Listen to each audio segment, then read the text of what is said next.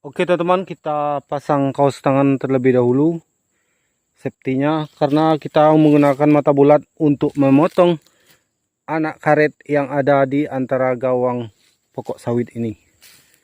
Oke, pelepah sawit yang penuh duri itu masih baik-baik saja.